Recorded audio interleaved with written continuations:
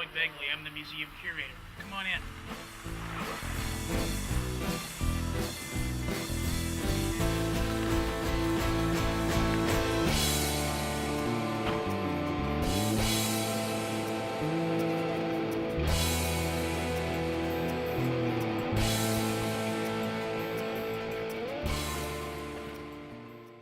Hello, welcome. My name is Gordon Barnhart, and I am the Lieutenant Governor of Saskatchewan. I'm sitting behind an early 20th century mahogany desk in the study at Government House in Regina. Saskatchewan has always been a place of big dreams and larger-than-life characters. These remarkable people have played out those dreams on a vast prairie canvas. Today, I invite you to enjoy a new television series with the unique name, Yes, Gargoyles Do Live in Saskatchewan. The Architectural Heritage Society of Saskatchewan is the sponsor of this exciting series. Each year, I collaborate with the Society to present awards of excellence in architectural heritage. This series furthers the goals of the awards to stimulate interest in our history, to preserve meaningful places, and to educate our citizens. This series will take you to Saskatchewan cities, towns, villages, and the surrounding countryside. You will meet Saskatchewan people and hear their stories about the history, folklore, and built heritage of our beautiful province. I have always taken great interest in Saskatchewan's heritage, including this magnificent vice-regal house and our impressive legislative building. Join me today to discover the rich history of our province. You will experience a fascinating tapestry of stories woven together by Saskatchewan's people. I invite you to sit back, watch, and enjoy. And you know what? Gargoyles do live in Saskatchewan. Welcome to this episode of Yes, Gargoyles Do Live in Saskatchewan. It's the show that tells you all about what's happening in the world of architectural heritage. In this episode, you'll go to Battleford to hear all about the rebellion and the rush for land in the West. And then you'll hear Ken Alexi tell us about a new heritage organization right here in Saskatchewan. And finally, you'll get a sneak preview of the renovations taking place at the Battleford Opera House.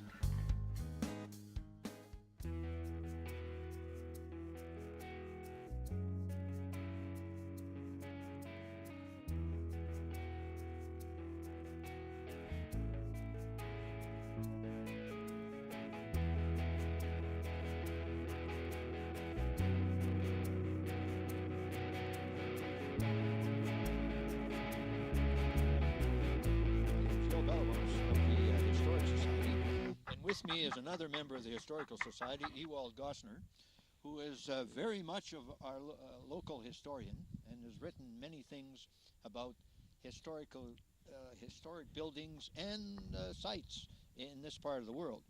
And particularly behind us, where the old land registry building, built in 1877, Ewald has really done a lot of research on that one, and he will be telling us a little bit about the background of that particular building. Well, first of all, pardon me, it was started in 1876. They started, but Andrew Severin, he was a plasterer, and he built all the bricks from here.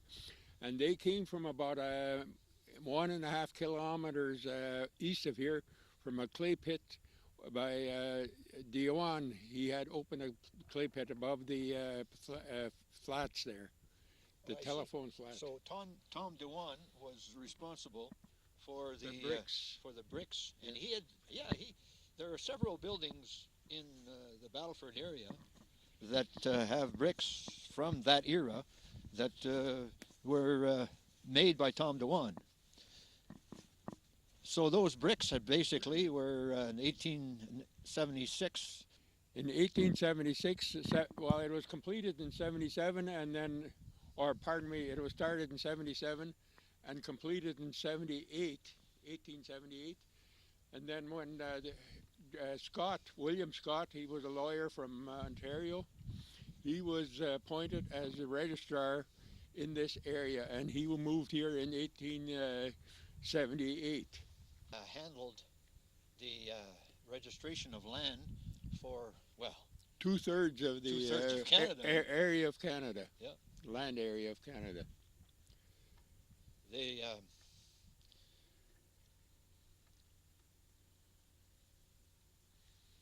the building, of course, was in operation as a land registry until 1907, I think. 07, yes. And Then it was moved to Battleford. Where- One thing we have to maybe make clear, this is not the land titles office. This is the land registry office. They have two different functions. Oh, the function of the registry was when people applied for a piece of land, 160 acres in those days. The deeds were registered here, and the first one to be registered in this one was by an Anglican minister by the name of John Pritchard. He had in Battleford. He had a plot there. That's the first piece of land that was registered in this here. It shows, I guess, the Yes. people waiting for the land registry office. They're to just open. hoping they'd be. You can see He's even got his hand on the knob here just to make sure that he is the first one to get in there, and they were all struggling to get their piece of land.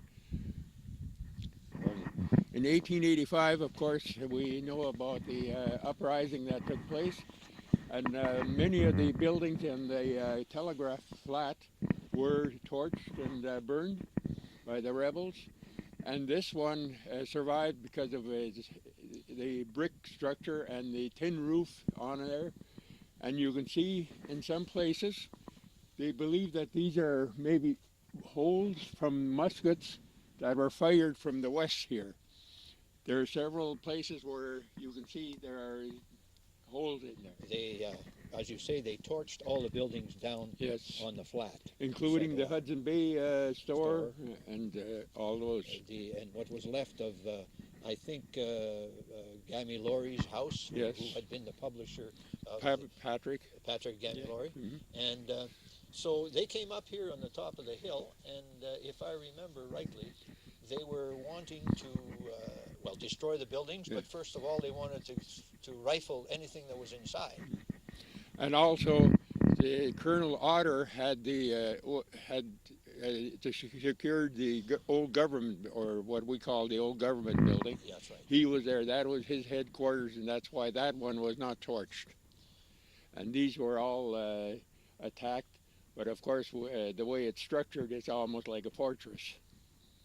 My understanding also is that after they fired the houses between here and the old government house, the troops moved up into here, and there was no more attacks in here. Plus, there are also controversies. The revelers also did damage inside the building here. Well, the background here, of course, is that Battleford, having been named as the capital of the Northwest Territories, there was already some sort of a settlement down beside the river here, at that time called Telegraph Flat. And as it grew, and as Battleford gained in significance, the government made the decision that if they were going to have a capital here, that they needed government buildings. This is why many of the buildings that we're talking about on Government Ridge here were built in the 76 to 78 era. The fort, of course, the Northwest Mounted Police had built a fort across the river, and 74. in 74 and 75 they had a post here.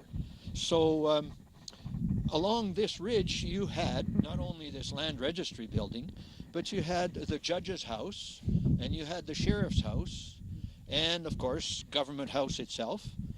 And it's quite an imposing area of land. You can see for miles and miles from where Government House stood. Down below the hill, of course, the settlement sort of grew, but some of the people started to build on the other side of the river where Battleford now exists, because just about every year the Battle River would flood, and Telegraph Flat down below would get completely flooded. And so after a while they got tired of that.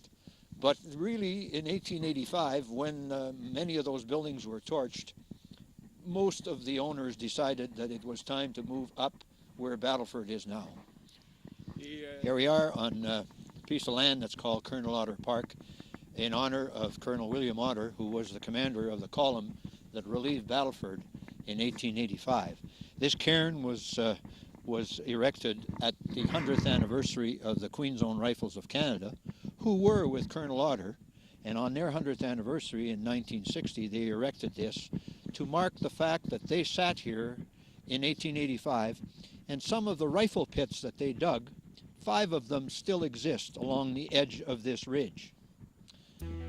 It was one of our solid citizens of this town, a man by the name of Campbell Innes, a school teacher, school principal, and a terrific historian who almost single-handedly went to Ottawa many times, pounded the table, and finally got recognition for this particular facility.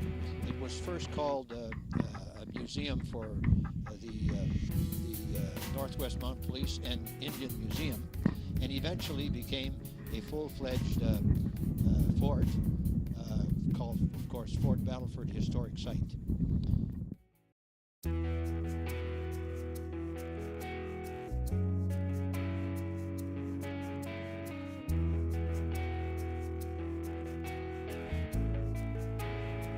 Hi, my name's Ken Alexi. I'm the interim CEO of Heritage Saskatchewan.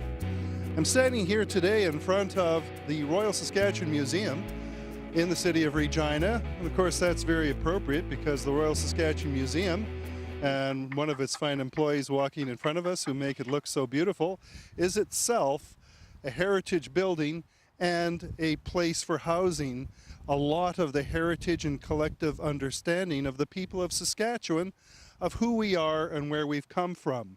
An understanding that goes back 10,000 years.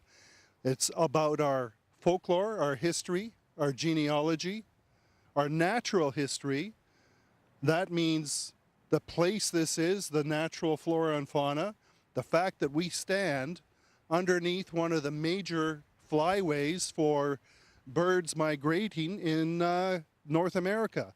There's a lot around us that is about the heritage of Saskatchewan and its place in the world. Well, what is heritage, you might ask? Well, as we build Heritage Saskatchewan, an organization that now has an interim board and some funding from SaskCulture Inc., we are about to become the collective voice of heritage activity for all of Saskatchewan. We had a great heritage forum where we had about 150 people come out and express themselves about what all of this means to them. And I have to tell you, it means a lot. Heritage is our legacy from the past. We use a definition from SaskCulture that is very close to the same one used by the United Nations World Convention for Heritage. And as you get into it, you start to find that our legacy from the past encompasses a great deal. It's all that we are building today that we've built in the past and we're building for the future. It's an intergenerational concept. It's a brilliant concept, and it's one that we in Saskatchewan have to pursue. So we're about to do that, and by being the collective voice, that doesn't mean we're going to be putting out a lot of programming money, although we'll certainly want to make the case for all this kind of activity. It's time that we start to really focus on what heritage means in Saskatchewan. We do a great job through a lot of the provincial cultural organizations, through the heritage advisory committees that most municipalities have in Saskatchewan, through the departments at the federal and provincial level. It's a great amount of activity that goes on. It's time that we understand the whole of it and what it means to this community. and what we do as we drive down the road. What's this all about, and what are we passing on to people who matter, to our children and to our children's children? What are we giving them that they can hold dear in the future? So it's things, it's buildings, it's our natural places, our flora and our fauna, the kind of natural beauty we bring to this place. Every tree in this city, I believe, was hand planted at some point. That too is a kind of legacy. And we see not only the Regina Saskatchewan Museum here, but down the road, the old SaskTel, 3-story SaskTel building. We have around us a number of beautiful built heritage homes, some of which were made out of the materials left over from the old Grand Trunk Railroad hotel that was supposed to be built on the very site on which we're standing. So there's a little bit of history for you by way of example, and you see this history all over the province. So under here, under this carpet of lawn, we have the original foundation still of the old Grand Trunk Railroad that was a railroad hotel that was supposed to be built here. Beautiful spot. It would have been a great spot. On the other hand, today we have this beautiful museum instead. Heritage Saskatchewan is actually more about the future and more about how do we take our collective voice as practitioners of heritage sciences, of heritage history, folklore, genealogy, our natural places. How do we preserve them in a way that's meaningful for the future? It's taking the sum total of that which we know to be important to us. Our places, our natural places, our built places, our stories, our genealogy, those things that we can pass on to the future. A future that Sask Culture and its Heritage Committee worked on for so many years, have now moved forward to develop processes, cases, understandings that we can work with all levels of government. At Heritage Saskatchewan, we don't pretend to have them all.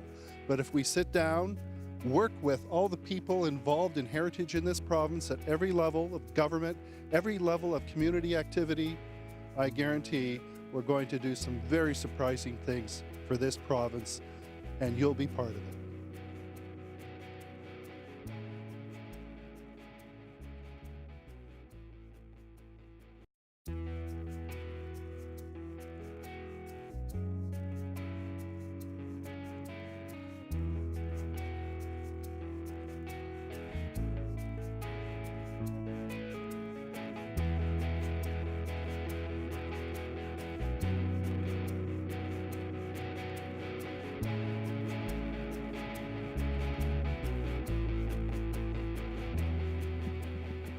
My name is Gil Bellavance, and I am a native of the Battlefords. Born and raised here, I'm with the Historical Society. This building behind me is, of course, the Battleford Town Hall, built in 1912. The top story of this town hall was the Battleford's Opera House, a beautiful facility which really for years was the cultural center for this area.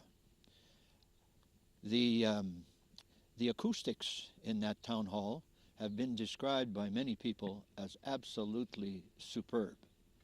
The floor, a hardwood floor, of course sits on horsehair, and you can stand on the stage and speak just about as loud as I am now, and at the rear of the hall you can hear perfectly well. In 1965, in December, unfortunately, a fire swept through the building, pretty well destroyed quite a bit of the walls and some of the entrances to the Opera House.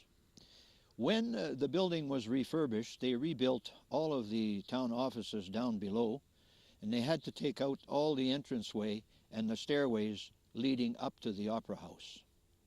And it has been just left derelict, really, since then. In the last few years, there's been quite a push to refurbish and maybe rebuild that opera house, which would be a terrific facility. And just lately, finally, the contracts were approved, and we are in the throes now of repairing the roof and the windows of the upper story. Hopefully, this grand old dame, as we used to call her, this opera house, may again see the activities that it was designed for.